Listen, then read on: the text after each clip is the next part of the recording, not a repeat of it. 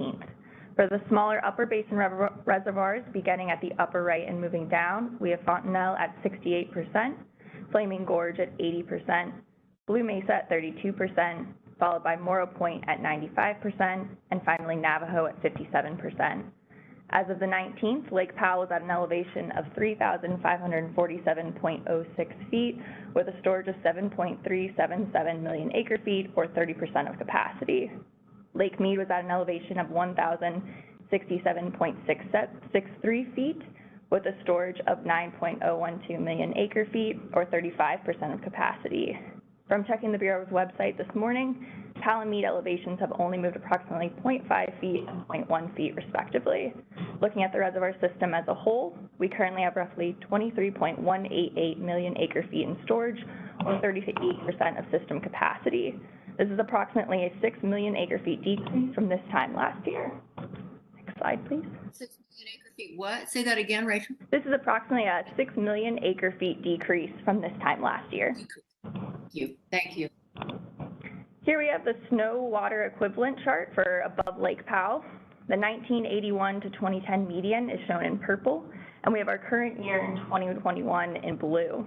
This year we peaked on March 30th at 89% of median. For comparison, I've included last year in green, 2012 in red, and 2002 in light blue. Out of the worst years for April through July unregulated inflow to Powell, 2002 ranks number 1 at 0.964 million acre feet, 1977 ranks number 2 at 1.20 million acre feet, and 2012 ranked number 3 at 2.063 million acre feet. However, 2021 replaced the third worst April through July unregulated inflow at 1.85 million acre feet. In addition, soil conditions are extremely dry, which is why 89% of the snowpack only translated into an annual inflow volume percentage in the low 30s. There's a lot of information on this slide, so we'll spend a little more time on it. This is the historic water year unregulated inflow into Lake Powell. The blue bars show the water year unregulated inflow, and the light blue overlay is the April through July volumes. The 30-year average was 10.83 million acre feet. This is 1981 to 2010, shown in black. However, NOAA released the new averages on May 4th, which you can see is now dropped to 9.6 million acre feet, 1991 to 2020, in purple. This is a reduction of 1.2 million acre feet. We can see how the shifts in the usage of 30-year averages impacts the forecasted percentages in the purple brackets as opposed to those in black. Due to the underwhelming runoff, 2021 is likely to become the third worst water year unregulated inflow and observed record, only better than 2002 and 1977. The right side of the graph shows Reclamation's September 24-month study volumes for the minimum, shown in red, most in green, and max in dark blue. We see that September's most probable is projecting 8.20 million acre feet. Next slide. Looking at the projected elevations at Lake Powell from the September 24-month study, we have the September most probable in green, the max probable in blue, and the min probable in red. The end of calendar year 21 September most probable elevation projection is 3,536.62 feet, with a min to max range of 3,536.01 to 3,538.59 feet. The end of calendar year 2022 September most probable elevation projection is 3,537.26 feet, with a min to max range of 3,496.56 to 3,614.20 feet. Just to note, the end of month elevation projections for both Lakes Powell and Mead from September 24-month study assume the releases of the 181,000 acre foot underway pursuant to the DROA agreements in 2021, but do not make any future assumptions of such releases. Now looking at Lake Mead end of month projections for the September 24-month study. The end of calendar year 21 September most probable elevation is 1,066.09 feet, with a min to max range of 1,065.82 to 1,066.76 feet. The end of calendar year 2022 September most probable elevation ends Mead at 1,050.68 feet, with a min max range of 1,047.90 to 1,061.19 feet. The minimum probable projection forecast is 7.0 million acre feet released from PAL in water year 2023, while the most probable forecast is 7.48 million acre feet release, and the maximum probable forecast a release of 9.0 million acre feet. This slide covers the lower basin side inflows or intervening flows entering the system between Glen Canyon and Hoover dams. As you can see, the observed intervening flows underperformed 5-year averages through the water year until July. In July and August 2021, we saw an above average observed intervening flow. Just to note, June 2021 shows a negative figure, which occurs in the LC's gain-loss model when there's an overall loss in that reach of the system, meaning that losses to factors like evaporation were greater than precipitation and runoff. The total observed intervening inflow is expected to be 70% of the 5-year average for the water year and 75% of the 5-year average for the calendar year. We're looking at the Lake Powell 5-year probability table from Reclamation's August 2021 CRIS model run, released by the Bureau yesterday.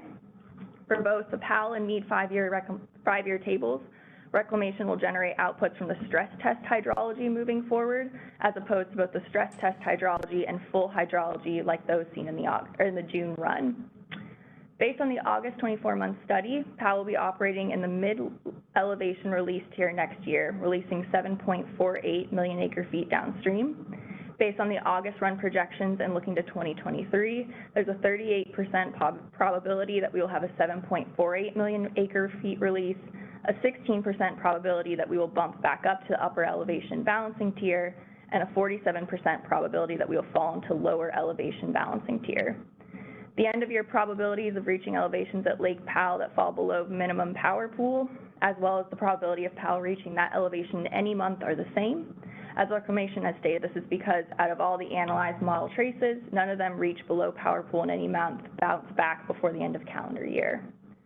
The probability of equalization is up to 6% in 2025 and 2026, which is up from the 4% figure in 2025 seen in the previous June model run. Moving on to Lake Meade 5-year probability table, Lake Meade will operated in a Tier 1 shortage condition based on the termination from the August 24-month study. Based on projections for the August model run, there's a 97% probability of shortage in 2023, and these are broken down further as a 75% probability of another Tier 1 shortage, another Tier 1 condition with a 22% chance of falling into Tier 2 elevations.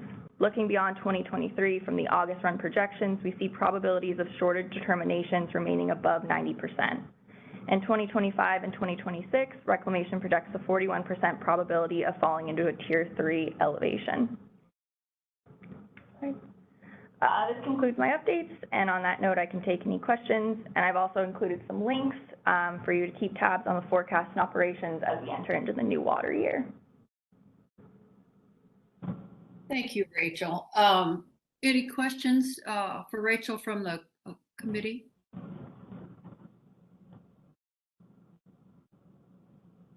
They're dumbfounded. They're just astounded, Rachel. Thank you very much. That's Thank you. Not great, but it's good. It's a good report.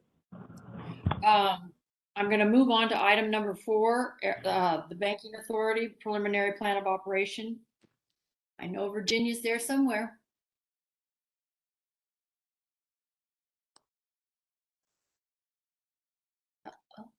I saw her earlier.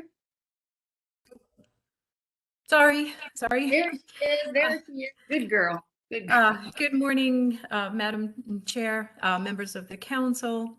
I think, there it is. Okay, so we're at that time of year again where we present our plan of operation for next year to the council and to the public for comment. Next slide, please. Okay, so it's no surprise next year we're going to be in a Tier 1 shortage condition. With that, there's no excess water available to the water bank for storage. So that means we have to continue to achieve our goals through other means, including purchasing long-term storage credits from others, and also purchasing intentionally created surplus firming credits pursuant to our agreement with the Gila River Indian community. That's an agreement that's part of DCP, part of the offset component of Arizona's implementation plan. So with a tier 1 shortage condition, we actually have our very first firming requirement next year. That's a requirement to firm the Gila River Indian community, given that there are reductions to the non-Indian agricultural pool where they have supplies. So next slide, please. So even though we don't have water available for storage, we continue to show the water and facility rate table. The reason being is that we utilize these rates as part of their factors that we have in our credit purchase costs. So the delivery rate for next year is $242 per acre foot. And then the CAP storage facility rates are $13 per acre foot in the Phoenix AMA and $15 per acre foot in the Tucson AMA. No changes there. And so in looking at the credit purchase rate, then we're factoring in the 5% cut to the aquifer. We're looking at a target of $272 per acre foot for credits and $273 per acre foot in the Tucson AMA. So next slide, please. So this table shows the funding that we have available for next year. So for the withdrawal fees in the Phoenix AMA, and I'll jump back a little bit, these amounts include the legislative transfers from the water banking fund to support ADWR, the 1.2 million that they're authorized to use. So in the Phoenix AMA, that leaves a total of 866,000 roughly, and in the Tucson AMA, we're looking at 396, and that actually includes a little bit of carryover from this year. So in the Phoenix AMA, we're looking to purchase the ICS firming credits that I mentioned earlier, and that includes the 10% reduction from evaporation losses in Lake Mead. And the cost per acre foot for purchasing ICS next year is $260.60. And we do not have withdrawal fee revenues available through that are levied through 2026, because those monies are being used instead to support the agricultural efficiency projects in the Pinal AMA. So for the water storage tax, the CAWCD board approves reserving a certain amount of dollars for the water bank, specifically for credit purchase each year. Last June, they reserved $4 million for the water bank in the Phoenix AMA, so Maricopa 4-cent tax dollars. And in the Tucson AMA, they reserved $3 million for credit purchases. So the total plan, we're looking at roughly $8.26 million and anticipating accruing 30,140 acre feet of credits. So next slide, please. So we're showing something a little different this year. We have a new way of looking things rather than the old firming goals, which were from dated back to 1997. We're now including potential firming volumes based on modeling that we did, that we presented in December of last year. So these, that's all the way in the right-hand column. Those amounts are essentially follow what we reported in the recovery plan, but the modeling was extended out for the 100 years for CAP M&I firming. So that went through 2120. For Indian settlements, it was extended out to 2107. So you can see Well, another column that we included now is our estimated credits used. So we have credits that we have available for each category, credits we anticipate using, what's remaining, and basically a range of credits that we might need going forward. So no credit transfers for CAP M&I firming for next year. Shortages only impact the tribal settlement obligations. And then you can see under that category, we have a firming obligation for the Gila River Indian community. We're looking at extinguishing 8,112 acre-feet of credits. That these were firming credits that we accrued on reservation. Basically, we offset the water delivery costs for the community and accrued a credit for that. And so now the water's been delivered and we're deducting from the credits accrued for that. We're now also showing the White Mountain Apache settlement. We have a future obligation to firm 3,750 acre-feet per year. We don't have any credits dedicated for that obligation yet. That won't, the enforceability date isn't until April 2023. And then there's the potential for the Hualapai settlement. The amount identified there is 557.5 acre-feet per year, but that settlement is still subject to congressional approval. And then, so subtracting out, so for the future settlements, if you recall, if I recall, I think it's 8724 acre-feet per year. So we're deducting off the White Mountain Apache, the Hualapai, and then that leaves 4,416.5 acre-feet per year. Those settlements have not been identified at this point. So in the Tucson AMA, under the Water Settlements Act, we also had an obligation to assist the federal government by providing $3 million to help them with their firming obligation for the Tohono O'odham Nation. We did that in the form of long-term storage credits, so that totaled the 34,000 acre-feet of credits there. The Reclamation could have requested some of those credits for next year, but they're, I guess, using other, alternative firming methods. So the groundwater management credits, as you know, these can be utilized to meet both CAP M&I firming and our settlement requirements. In the Tucson AMA, we anticipate those would most likely be used for CAP firming. I did want to point out, though, so we have 112, over 112,000 acre-feet of credits in Tucson. While we're not doing it this year, there is mitigation that is being done that involves the water bank.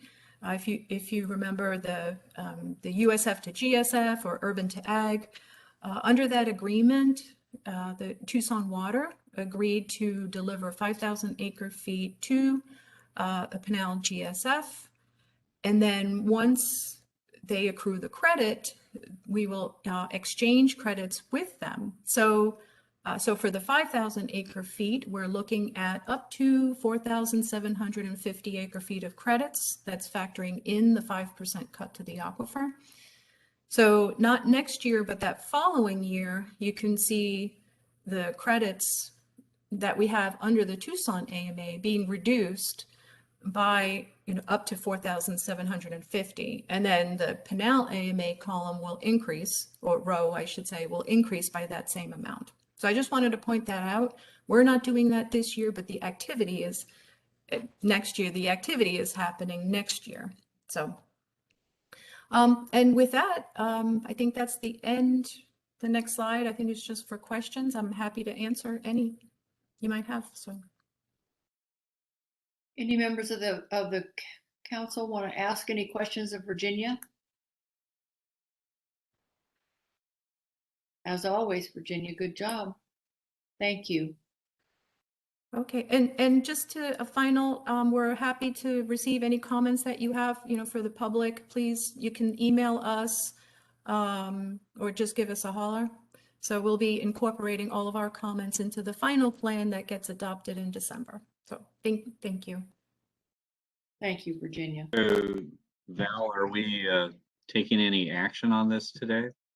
I don't think we normally ratify or take any action? Yeah. If I may, it's not an action item. It's just an opportunity for the bank to present to the public via the GUAC meetings. Mike, do you want us to take some kind of action or make some kind of comment as a group? I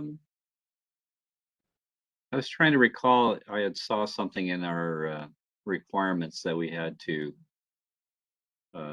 decide on this, but if the group is okay, we can pass for now. Okay. Because we're gonna have an action item here coming up. Okay, I'm gonna move on to item number 5, groundwater withdrawal fee recommendations and WMAP. Kyle, will you sort of remind the audience and remind us? Yeah, Wally had a comment that only it's gone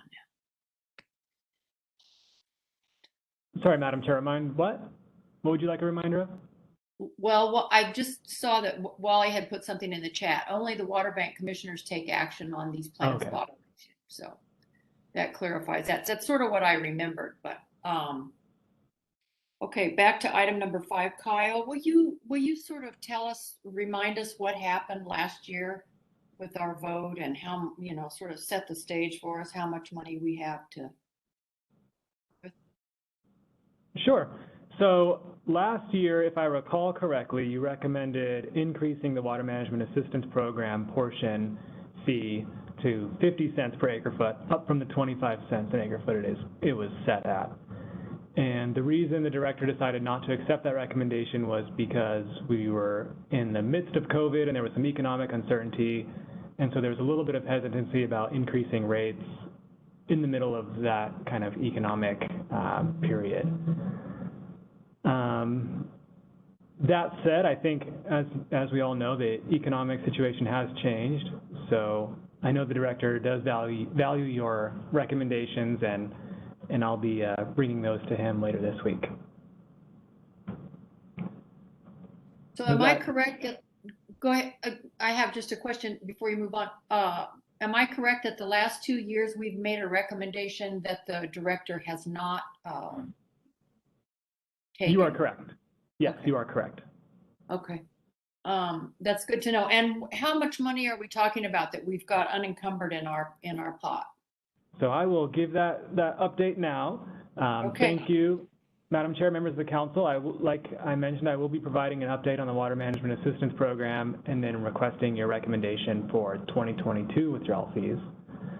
Withdrawal fees for year 2021, can you pull up are set at $3.25 per acre foot, as they have been for the last 2 years. 25 cents of that goes towards the Water Management Assistance Program, 50 cents towards administration and enforcement, and then $2.50 per acre foot towards the water bank. Today, GUAC members are asked to make a recommendation to the director regarding the rate of withdrawal fees for reporting year 2022, which we will collect in calendar year 2023. And for reference, this table provides withdrawal fee rates and money collected from the past 5 years. And the highlighted sections under 2022 are the withdrawal fee statutory framework. So the component of the fee that goes towards the Water Management Assistance Program, and that's money set aside for conservation, augmentation, and research of water availability in the AMA, cannot exceed $2 per acre foot. The admin and enforcement component can be between 50 cents and $1 per acre foot, and the water bank portion is set at $2.50 per acre foot. Below that table is a breakdown of the current WMAP fund, and the current balance in the WMAP fund is $80,279, of which $66,150 is committed. Can you scroll down a little bit? That leaves us a total balance of $14,129 available in the WMAP fund. The only project that is currently funded with the WMAP funds is the University of Arizona's Project WET, which has a remaining balance of $44,100. And the previous Arizona Project WET contract also has a remaining balance of $22,050. Since we last met, the final Groundwater Conservation Grant Project contract has been executed. That was the Marana Water Citizens Water Academy contract, and that will expire in April of 2025. So before asking the members to recommend withdrawal fee rate for reporting year 2022, I'd be happy to answer any questions on this document or anything that I've just mentioned.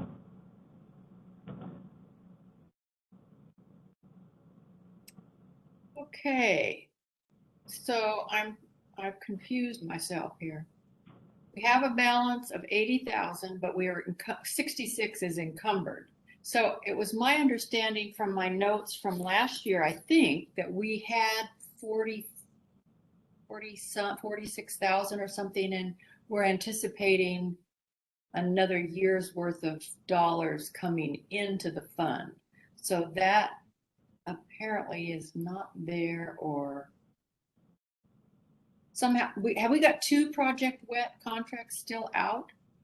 You have 2 currently. One is just the last final deliverable for that $22,050, and then the $44,100 is the new contract that hasn't started yet. And that'll kick off in, I have the date here. Let's see. So we're still awaiting the first invoice for that one. So that's why that hasn't come out yet. Okay, well, comments, members? Doug, Mike, Tim, Pat? How much are we projected to bring in for the year? Is that the 39,000 there? Yeah, give or take 39,000. We don't anticipate a huge change from 2020. So if we pull that forward, and if you guys would like to continue funding Arizona Project WET at $44,100, you can kind of imagine that that $14,129 cushion will start to erode a little bit. Now, my memory was that 2 years ago, there was also some of the governor's reason for not accepting our recommendation was because he basically had about $2 million spread between the AMAs that was out there for projects. Is that right? Yeah, so that was the DCP Groundwater Conservation Grant. Of that, the Tucson AMA has 3 projects going, or yeah, 3 projects. Can you scroll down just for a little bit there, Kyle? Yeah. So I guess those, oh, there you go. There you go. That was the one-time only money. Right. And then, but didn't I see recently that the governor's also got $2 million that's coming up for this year that'll be out pretty quick, or? Not that I've seen for this purpose. For water savings or something, because I saw where it came to several irrigation districts for a meeting on it, but. I don't think that comes through us, whatever funding that is. That doesn't sound familiar. Does it sound? Yeah, I just wondered if that was something we'd be competing against, or, you know, that would be using the same funds, but. Well, I guess if we had a, hot project that we wanted to fund, we could slow down the amount of money going to Project WET, but I don't know. What do the rest of you think?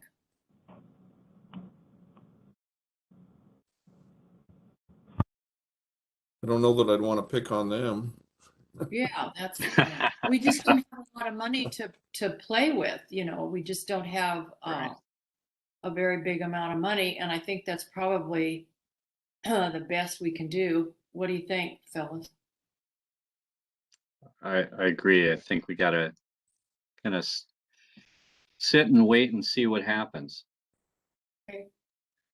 Do you want to take another stab at upping the recommendation of how much withdrawal fees to assess, which will give us a little bit more of a cushion?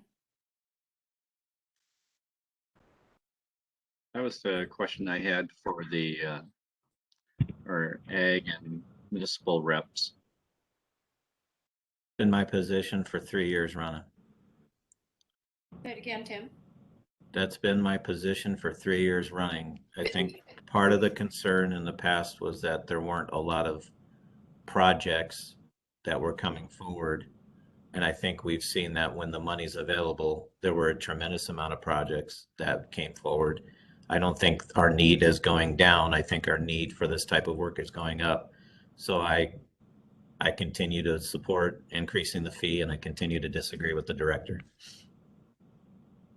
I would concur. That's sort of where I was at as far as, given we're going into a tier 1 shortage and we're going to be seeing that continuing, it looks like from the modeling. Well, and there's no downside to us making the recommendation. And maybe there's an upside that it'll be accepted.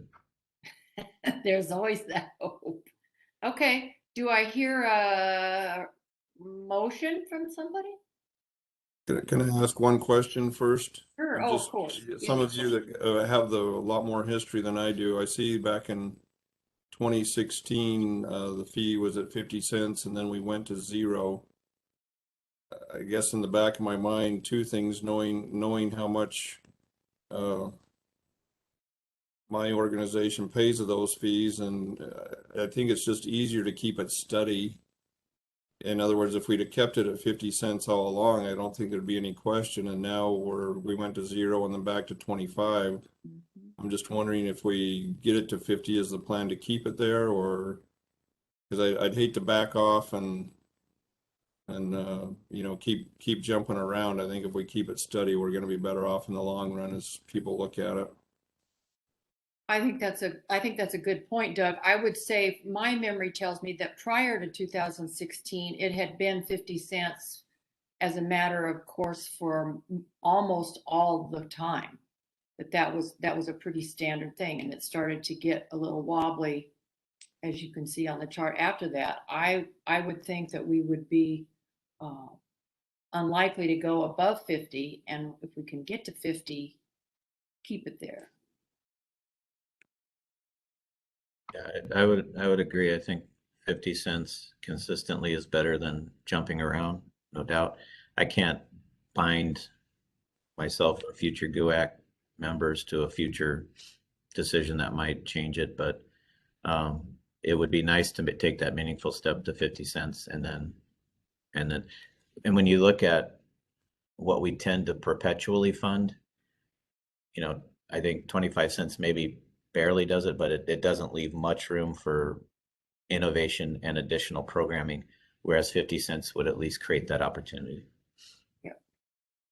Yeah. Right. To your point, it's a lot easier to fund projects, the good projects, when they come up versus to not have anything and not have any projects. So I think at this point I could support the 50 cents. Okay, Tim, had you made that in the form of a motion? I can do so. So I'll move that the WMAP portion of the fee be increased from 25 to 50 cents. The other elements remain the same, and therefore the total fee would be $3.50.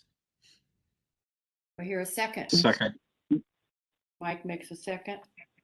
Okay, do we need a roll call, Kyle? How do we do this? Yes, please. And I can call if you'd like. Chairwoman Little? Yes, please, yes. All right. Vice Chair Greenland? Yes. Mr. Jacobs? Yes. And Mr. Tamir? Yes. And did Mr. Block join the meeting? He did, and we Yes, did. he did. I failed to acknowledge that when he came on. Yeah, Mike's with us. All right. Was that a yes, Mr. Block? I'm a yes. I'm a yes.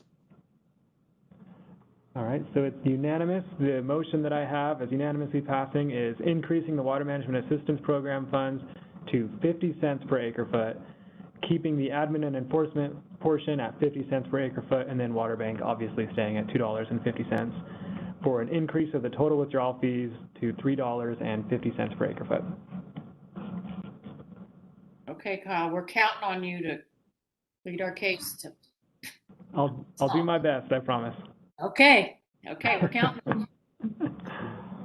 Thank you. Moving on to item number 6.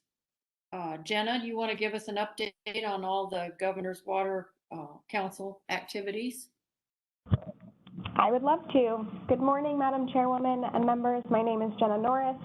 I coordinate the Governor's Water Augmentation, Innovation, and Conservation Council, which I will just refer to as either the Council or Governor's Water Council from here on out.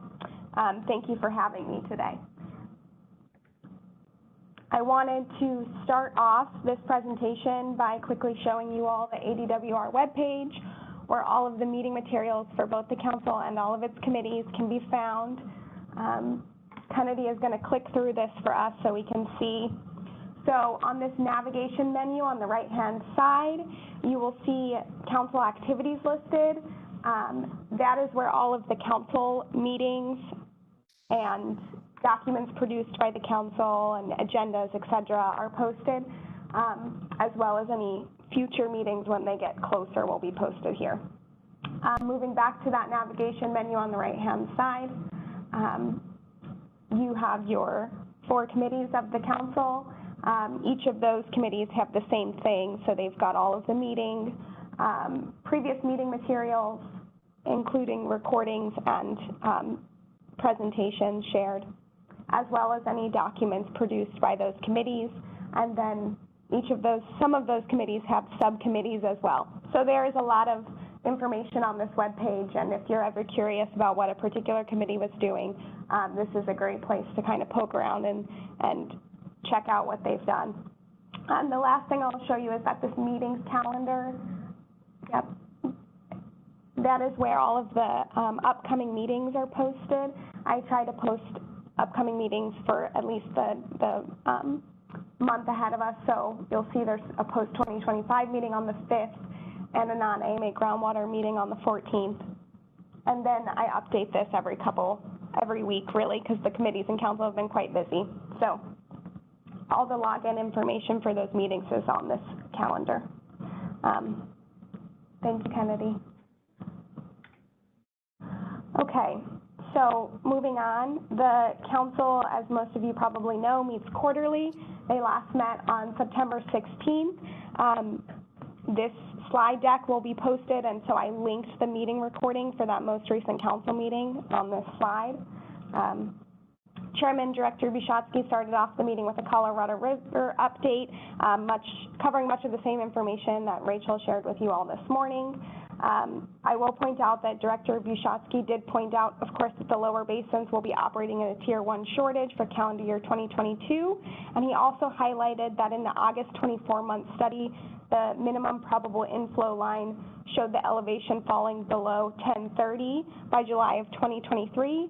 He pointed this out to highlight that as part of the drought contingency plan, an adaptive management element was included, and it requires that if the minimal probable elevation falls below 1030, Arizona, California, Nevada must consult with the Department of Interior to look at additional actions to protect Lake Mead from going below elevation 1020. Those are the takeaways from his Colorado River update. Then we moved on to committee updates. I'll elaborate on those committee updates over my next couple slides. And then finally, Natalie Mast, AMA Director in charge of the management plans, who you all know, shared a high-level overview of the management plan conservation requirements and highlighted the successes of the Agriculture BMP Advisory Committee in advancing the Agriculture Best Management Practices program for the 5MP. Next slide. Okay, so we will get into committee updates now. As I stated, the committees have been quite busy. The first committee to share an update was the non-AMA Groundwater Committee, chaired by Representative Griffin and Jamie Kelly. The committee has not met in 2021, but there is a meeting scheduled for October 14th from 10 a.m. to noon. The login information as well as the agenda is posted to our website. I linked it on this slide, or you can find it in that meetings calendar that Kennedy just showed you on the council website as well. Moving on to the Desalination Committee, on the right-hand portion of this slide, that committee is chaired by Henry Day, and the committee last met on August 26th during which they heard a presentation from ADWR Deputy Counsel Jennifer Heim. She shared on brackish groundwater and Arizona law. Henry provided a thorough overview of the committee's work to date and covered all that they had worked on and explored. He then shared a detailed summary of the work of the Legal and Regulatory Subcommittee, and the work of that committee really culminated in the presentation given by Jennifer Heim at that August meeting. After this, Henry stated a kind of the takeaway points from their work, in which he stated that the committee had found that there was no legal or regulatory constraints specific to the use of brackish or poor quality groundwater. Brackish or poor quality groundwater is groundwater and subject to the same legal and regulatory constraints as groundwater. So with that, he brought 2 recommendations forth to the council. Those recommendations were to continue regulating brackish groundwater as it is, as groundwater, and that the committee be put on standby until we're called for additional work. And these recommendations were accepted by the council. Next slide. So next we'll share about the Long-Term Water Augmentation Committee. This committee is chaired by Wade Noble and had last met on August 3rd, during which they heard a presentation from ADWR Senior Research Hydrologist Keith Nelson on opportunity in certain areas of the state for enhancing the natural recharge process. Keith's presentation shared, it started with an example in Nogales, Arizona as an example that benefits from periods of renewable flood recharge. He then moved north to Prescott AMA and shared potential for enhanced recharge in Granite Creek. The committee engaged in discussions following this presentation and determined it would take time to fully explore the topic of stormwater harvesting, but they do continue to explore this topic further in subsequent meetings. Moving on to the activities of the Storage Site Subcommittee, which is a subcommittee of the Long-Term Water Augmentation Committee. Wade shared that this committee, subcommittee had successfully delivered the joint ADWR and State Land Department 2017 report titled Potential Water Storage Sites on Arizona State Trust Land. That report was delivered to the required recipients as outlined in House Bill 2249 earlier in August. The report includes 331 potential underground storage sites, and ADWR staff is also working to finalize the draft guide to underground water storage site selection, and that guide is designed to accompany that storage site report and assist stakeholders in selecting potential sites that would best suit their specific needs and capabilities. Last committee to update you all on is the Post-2025 Committee, chaired by Cheryl Lombard and Warren Tenney. This committee has been very busy and has met twice since the last quarterly council meeting in July. At that July council meeting, the committee co-chairs established a strategy to approach the identified issues that the committee had produced earlier that year. The committee determined that they would focus their efforts on 3 issue briefs over the course of 3 meetings. The 3 identified issues that they chose to focus on were groundwater and the Assured Water Supply Program, unreplenished groundwater demand, and the hydrologic disconnect. The committee met on June 22nd and heard a presentation from ADWR Chief Hydrologist Jeff Inwood and ADWR Deputy Counsel Aisha Vora on groundwater in the Assured Water Supply Program. During that presentation, Pinal AMA was used as a case study. The committee then met on August 10th and heard a presentation from myself and Natalie Mass on unreplenished groundwater demand, that time focusing on Phoenix AMA as a case study of sorts. And then the committee met and discussed the final remaining issue, the hydrologic disconnect, on the September 9th meeting. That meeting, we approached it a bit differently. There was 3 entities, so ADWR presented, SRP presented, and CAGRD presented. And so the approach for this meeting was to tackle the hydrologic disconnect from 3 angles.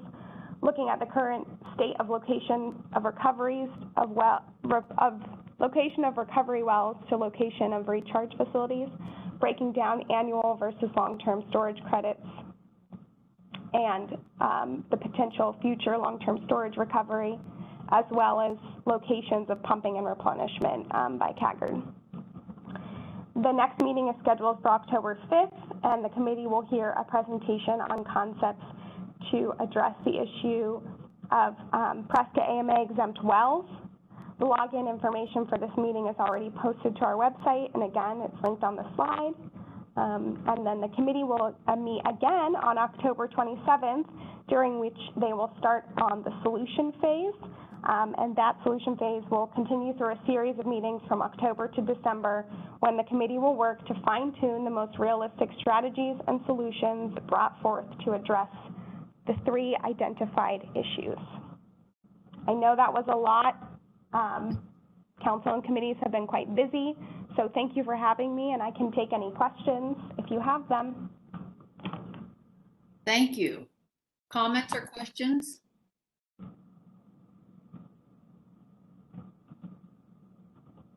Oh, okay. Everybody's up to speed, I think. Okay, we're going to move on to item number 7 for management plans update. Natalie? Thank you, Madam Chair and members of the council, and good morning. Thank you for having me today. My name is Natalie Mast. I'm the AMA director responsible for the management plans. And today I'll be providing some information on the upcoming milestones for the 5th management plans, and I'll talk a little bit about what our next steps are for the GUACs and for public comment on those plans. Thank you. As you likely know, the management plans contain the mandatory conservation programs for each AMA, designed to reduce withdrawals of groundwater and move each AMA toward its goal. The statutes have laid out requirements for a series of 5 management plans, and we're currently working on the draft and then to adopt the 5th of the plans in that series. Next slide, please. So you can see here a timeline for our development and adoption of the 5th management plans. We've been working over the last 2 years to develop concepts for the 5th management plans. The draft legal language for each of those concepts for the 5th management plans is available on our website on our concepts page, and we can drop that link in the chat here in a couple minutes. So right now we are completing our drafting process for those 5 5th management plans, and we intend to publish those initial drafts early next year. And all of that timeline is with a goal of adopting all 5 5th management plans by the end of next year. Assuming we meet that goal of adopting those 5 5th management plans by the end of next year, those conservation programs and those plans would become effective on January 1st, 2025. And those conservation requirements would remain in effect until the legislature determines otherwise. Next slide, please. I'm not going to go into detail here, but this is just showing the concepts page that I mentioned a moment ago. All of the concepts that we developed over the last 2 years in that management plans work group process are available here.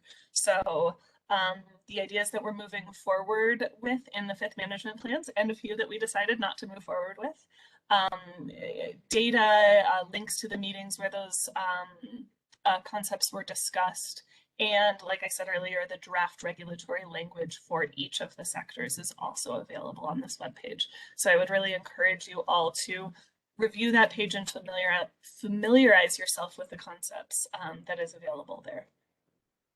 Next slide, please. By statute, the role of the GUACs with regard to the management plans is to comment on those draft plans before they are promulgated. So we've been presenting to you all over the course of the last couple of years, trying to keep you all up to speed on the progress that we've been making. And very soon here, we will be asking for additional feedback from you all. So next slide, please. So like I said, with our plan for that timeline, we are planning to publish initial drafts of those 5th management plans for each AMA early next year. We are going to have a round of GUAC meetings in February, and the goal there is that we would have the GUAC members in each AMA be prepared in that February meeting to provide comments and recommendations on that draft 5th management plan. We will send that draft to each of the members via email. But if any of you wanted a hard copy, you could reach out to us and let us know, and we would be glad to provide that. We also would be happy to meet individually with the GUAC members kind of in that meantime, if there are questions or things we can clarify, or if there was maybe more specific feedback that that member wanted to provide that they didn't want to take the time for in that GUAC meeting. So, and those meetings could occur anytime between now and February. So next slide, please. So after that next round of GUAC meetings that I mentioned, we would intend to start the promulgation process for each AMA. We will, so I mentioned we would publish an initial draft in January. Then with the feedback that we receive from stakeholders and from our GUACs, we will publish an updated draft. And with that updated draft, we'll also publish a notice of hearing.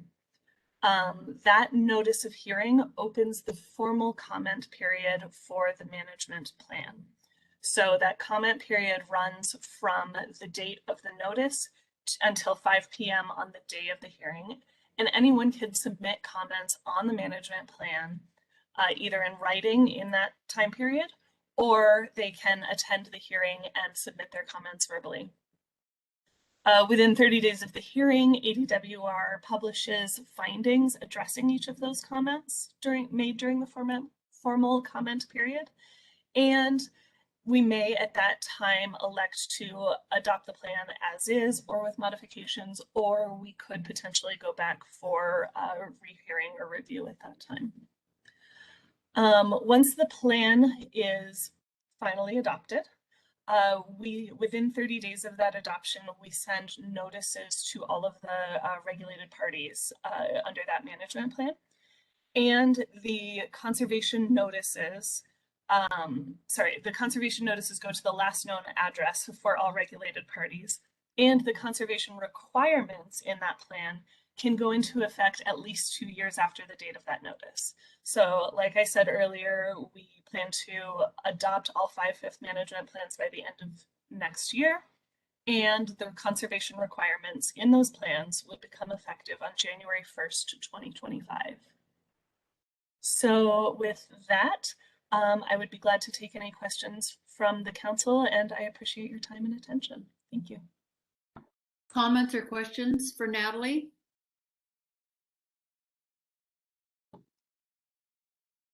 I've got a couple. The attachment that came with our agenda said the Phoenix AMA, and am I correct in assuming that we're back to having the same boilerplate language in every AMA that has a safe fuel goal? I can double check that. That might have just been a typo. So each active management area does get its own management plan. There is opportunity for customization between the plans, but largely the conservation programs between the AMAs are the same. So I'm trying to think of an example where there might be differences. In the example of turf, the application rates used to calculate turf allotments are slightly different between the AMAs. But the framework of that calculation is the same across the AMAs. Can So you check, Natalie, and make sure that, and if we were sent something that is a little bit different in some of those small areas, can you resend something that's a Tucson AMA specific? sure. So I am not totally sure what what was sent. I apologize for that. I'll double check on that document and see if we have something that's Tucson I wasn't specific that saying we're like able to you share right now. Sent that attachment. I'm not sure off the top of my head Okay. what that All was. right. I Well, apologize. that was my first question.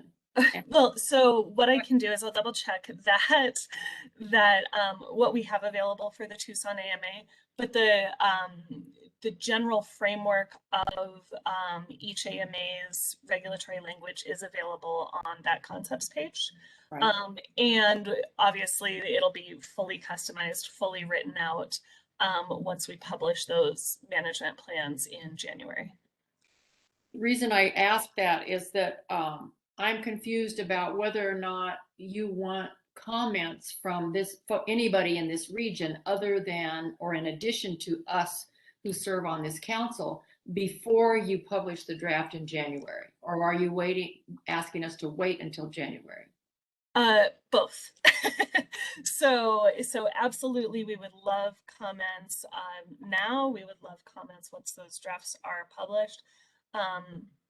Once the drafts are published, obviously the nature of the comments changes a little bit. It tends to be more like looking at the language in the plan and that type of thing, where the comments that I think might be helpful now is looking at those concepts and thinking about whether there is anything related to those concepts that might need to be adjusted for a given AMA. We're certainly looking for feedback on both the basic concepts and in January on the more specific language. Okay, so I'm still a little bit fuzzy and you'll just have to bear with me. So when I got the attachment that I assumed was from you, did other members get the attachment? You guys know what I'm talking about? Sorry, was that the email that went out from the management plans email that you're referring to? Probably. I apologize, I wasn't quite clear what you were referencing there. Yeah, maybe. Okay. Yeah. So That's what I thought. my first inclination was, because we communicate really extensively here in this AMA, was to shoot that out to everybody. And then I thought, well, first of all, it says Phoenix AMA and you don't want that dust up. So we need to, if we're going to disperse a draft of anything, it needs to say it's for the Tucson AMA. And then I want to be clear, if you don't want widespread comments from everybody between now and January, then we can hold off. But I think having a copy that we can then forward to folks, all the water folks in the AMA, gives us a head start. I know that the Safe Field Task Force met earlier this summer before Delta, sent us back inside. And there was a consensus then, just among the people who did come to that meeting, that the management plans were not a high priority, given the fact that we have so many other issues that are more pressing: structural deficit, the shortage sharing, the shortage declaration, those kinds of things. So there wasn't anything glaring, but I think it would be helpful to get as much information out as early as possible. Sure. Okay. I did just double check those documents. I apologize for that. They do say Phoenix AMA, but they were intended as being generic. I will get those links corrected, and we'll make sure to send an email to the members once those are updated. Great. Okay. Because just bear in mind that when that happens, I'm probably going to disperse that, give it wide dispersal throughout the AMA. Perfect. That would be wonderful. Okay, good. Okay. Any other comments or questions for Natalie? Thank you, Natalie, very much. Thank you. Okay, call to the council. Anybody have comments? So Val, Yes, sir. going back on slide 37 is what I was referring to about on the water bank that it does say that we can provide comment to the water bank on the draft plan of operation. Right, that we don't need a motion and we don't need to ratify or any of that, but we can comment. Do you have a comment that you want us to discuss and forward as a body, or do you want to comment individually? Well, essentially, I think we're pretty much limited to accepting the plan since there's not going to be any water for the water bank other than using the monies to buy credits, which is what they're proposing. So are you comfortable with how things stand right now, or do you want to make a formal comment? Well, I'm never comfortable that we're, not quite to our firming goal, but it is what it is. And I would hope that you would talk to your local representative on the water bank.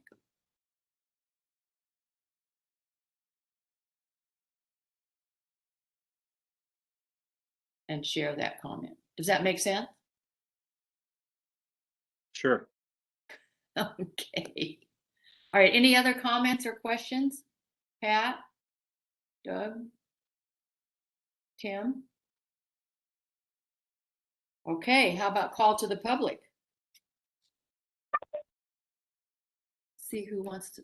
Madam Chair, I had no comment. Pat Jacobs. Okay.